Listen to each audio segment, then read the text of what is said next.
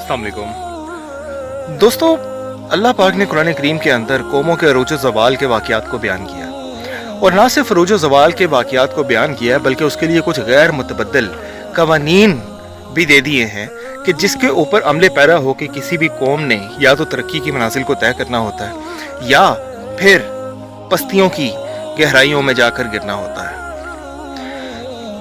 अगर हम देखें तो आज वो तमाम के तमाम गैर मुतबद्दिल कवानीन जिसकी नाफरमानी करके कौमों ने ज़वाल परस्ती का शिकार हुई और तबाही का शिकार हुई, वो आज तमाम के तमाम मुसलमानों में मौजूद हैं। हम इस चीज़ को हज़रत नूह अलैहिस्सलाम के वाक़यात से जोड़ते हैं कि जहाँ पे हज़रत नूह अलैहिस्सलाम की कौम को अज़ाब इसलिए दिया गया कि वहाँ पर तबकाती तकसीम बहुत ज़्यादा थी, लोग मुख्तलिफ तबकात में बटे हुए थे, और जो अपर अशराफिया था वो नीचे के लोगों के साथ गैर इंसानी सलूक किया करता था।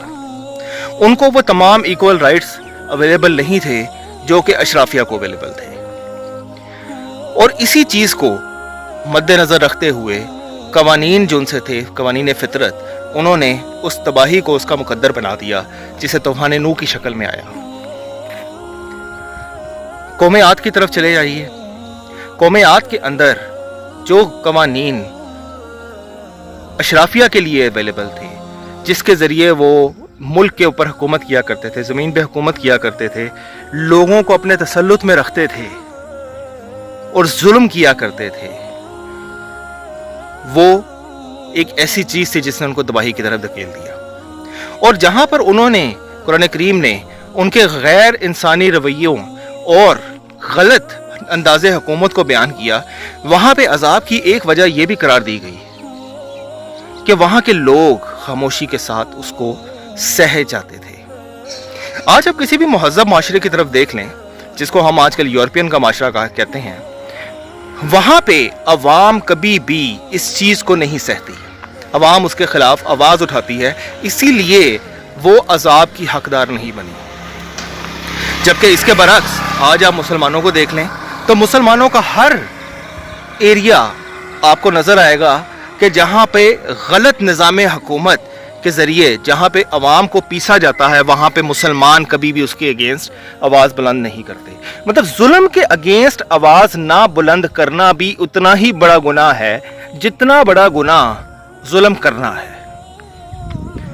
और कौमों के ज़वाल के लिए इस चीज़ का बड़ा अहम नुक्ता है।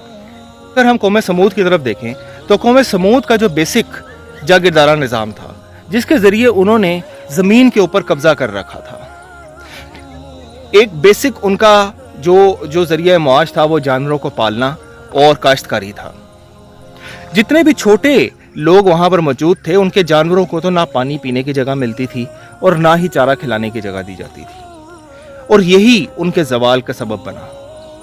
ये जो जागीरदाराना निज़ाम था, इसी ने उनको तबाही के दहाने पर लाके खड़ा कर दिया। और अगर आज आप पाकिस्तान को देखें तो जागीरदाराना निज़ाम आपको जगह जगह नजर आएगा। कौमे समूद से आगे की तरफ बढ़िए तो हमें फिरौन मिलता है। फिरौन ने खुदाई का दावा किया, उसने रिस्क के सारे सरचश्मों को अपने हाथ में दबा के रखा। उसने कहा कि जिसको मैं जितना चाहूंगा मैं दूंगा और जितना नहीं चाहूंगा मैं नहीं दूंगा। उसने लोगों को मारा, उसने कत्ल किया। उसने कहा कि जिंदगी और मौत माज़अल्लाह मेरे हाथ में है। और क्या आज यही चीज पाकिस्तान में नहीं है? आज हमारे अशराफिया, हमारे पॉलिटिशियंस, ये सब इन्हीं चीजों को काम कर रहे हैं। बंदों को मार देना, रिस्क की बेताबी इस तरीके से लगा देना कि जो उनका साथ देगा उसके लिए वो सारे सरचश्मे खोल दिए जाते हैं और बाकियों को उससे महरूम कर दिया जाता है। हज़रत शोएब अलैहिस्सलाम के वाक़ये को देख लें। हज़रत शोएब अलैहिस्सलाम की कौम की तबाही की वजह क्या बनी कि वो सही नहीं तोलते थे। तोलने के अंदर आपका पैमाना भी शामिल होता है और आपकी बेईमानी भी शामिल होती है, आपकी डंडी मारना भी शामिल होता है। आज आप एक चीज कह के बेचते हैं कि ये दूध है, लेकिन उसमें दूध की जगह पानी होता है, तो आपने मिलावट कर ली।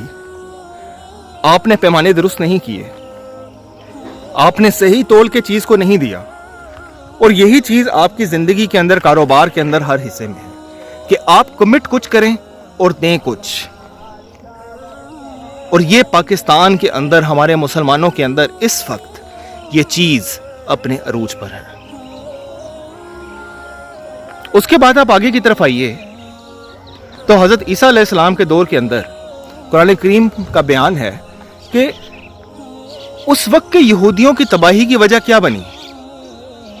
मजहबी पेशवाइयत, थियोक्रेसी, जिसके अंदर मगलूब होके उन्होंने हर शय को अपने नीचे कर लिया था।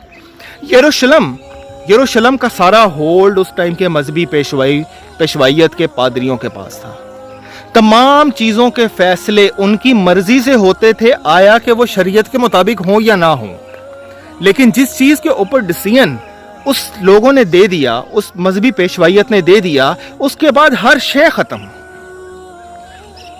आज अगर आप देखें तो हमारा मुल्क, बरे-सगीर पाकिस्तान, ये तमाम का तमाम मजहबी पेशवाइयत के कब्जे में नजर आएगा।